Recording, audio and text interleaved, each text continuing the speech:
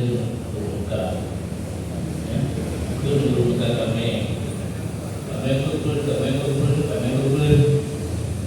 Dari fikir bijak, ya, buka kami biasa. Karena kan kami ada umum di kumpul, ada terus. Kunjungnya kami kumpul, hanya dari dulu aja dia. Yang tahu lain, kunjungnya kami kumpul. Makanya dari orang itu hukum. Nanti kan semuanya itu dipahamkan daripada larang, bukan lanjut. Larang dari yang kedua, tapi dapat dipaham daripada larang kepada lanjut baju.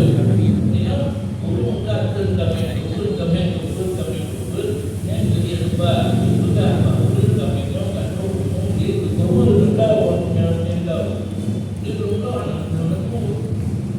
Dan kebenaran dia baru berdiri.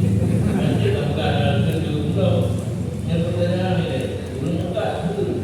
Oh, belum anak itu buat. Kemudian dah maju tak ada.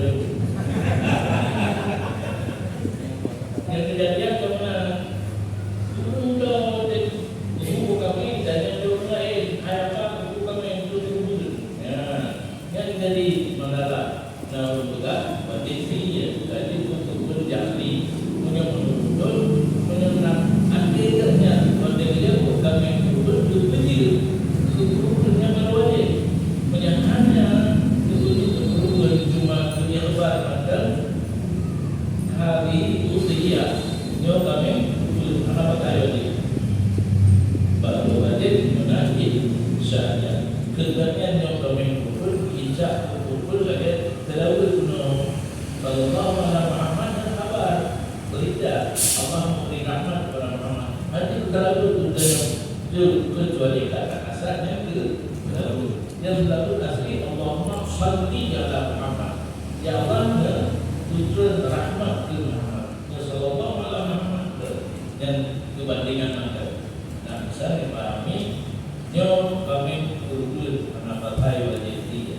Tapi ingat ibarat kita mulai jauh sampai arah katanya yang tidak ada agama kita dari boleh penambatan nasara nahasia boleh ujung yang ada bukan beda itu bukan yang bukan dari menurut lagi kita saudara saya yang bukan lagi boleh betul tapi masalah alami kalau dalam ini yang berat,